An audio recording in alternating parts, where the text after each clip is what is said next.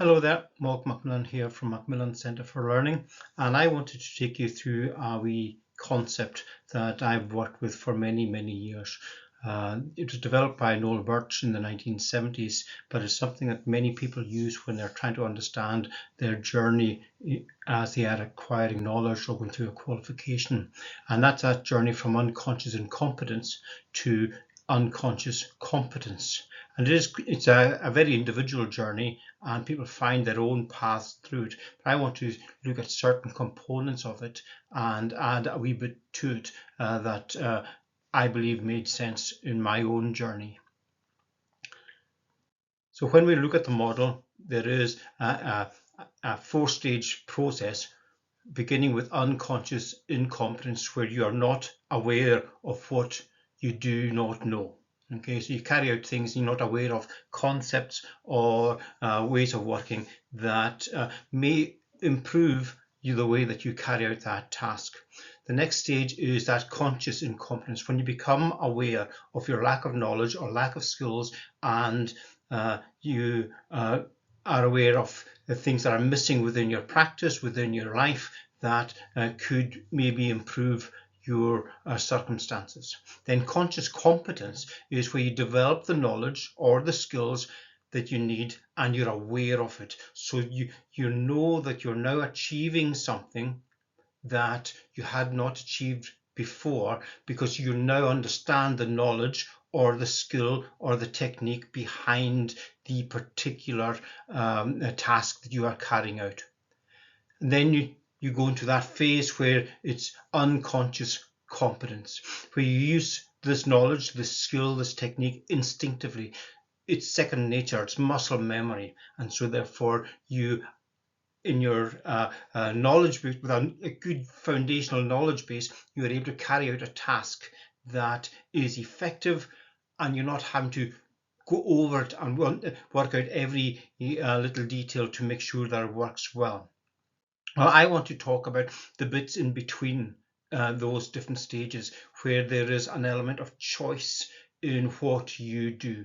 Okay, so as you move through the different stages, there may be various choices that you are presented with that enable you to move into the next part of the stage, and it's your how you work out what to do with that within those choices enables you to progress or not.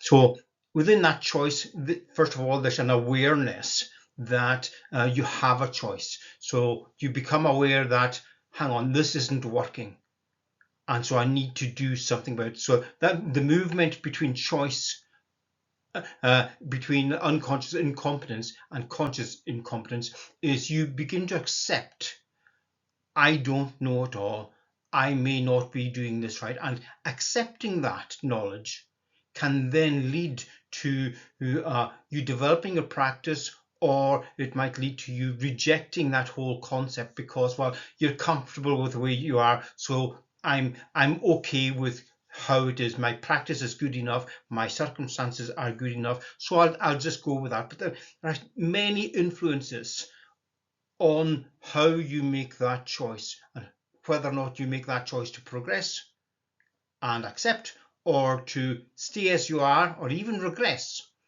and reject. So there's internal and external things that influence the way you make your choices. So it might be that you're set in your way. I often think about the growth mindset or the fixed mindset that's often discussed in a variety of areas.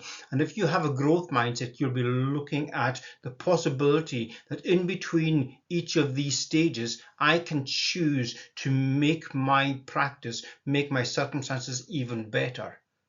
Or if you're set in your way, if you're fixed mindset, well, I'm okay, it's good enough, and I don't want to go through the effort of changing of what I do.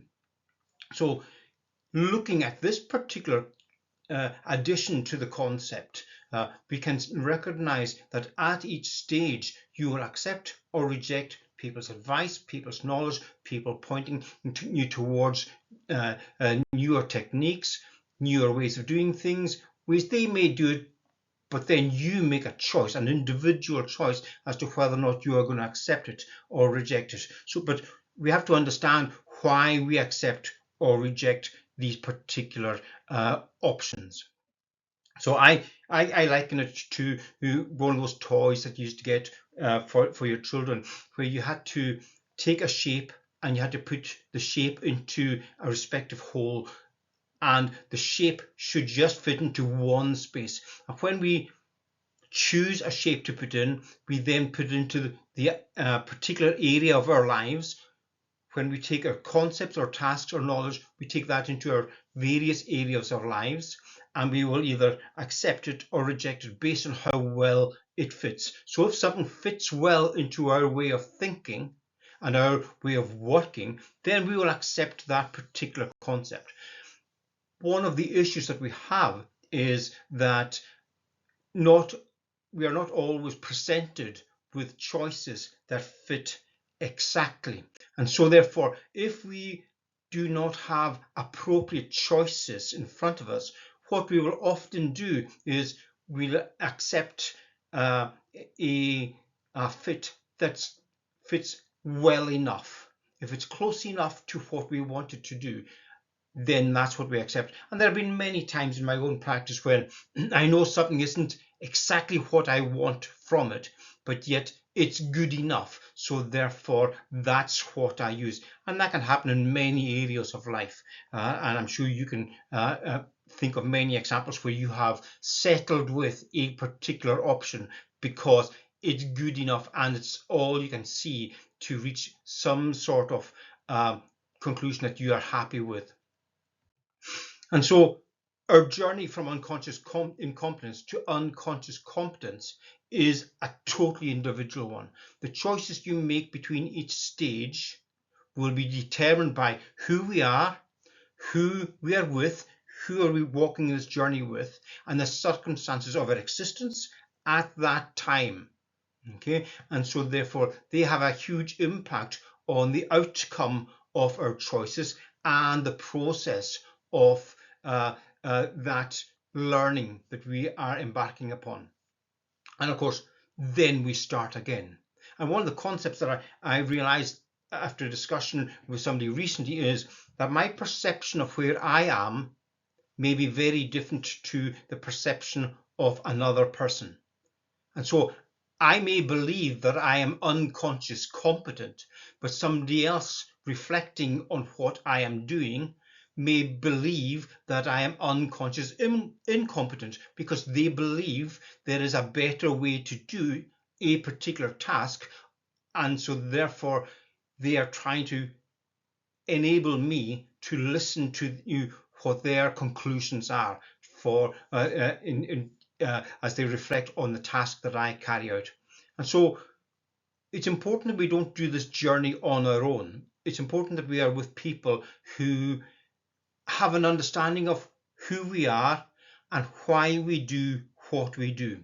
The work by Simon Sinek's always in the back of my mind, and understanding the purpose behind the tasks that I do. And so I start with my why. And if I believe that what I'm doing can have a better outcome for somebody, that's what I will choose to do. And sometimes that involves listening to somebody else and hearing what they have to say to me, so that they then enhance my life experience and maybe even the work that I do for others. And so understanding why you're doing what you're doing is so important.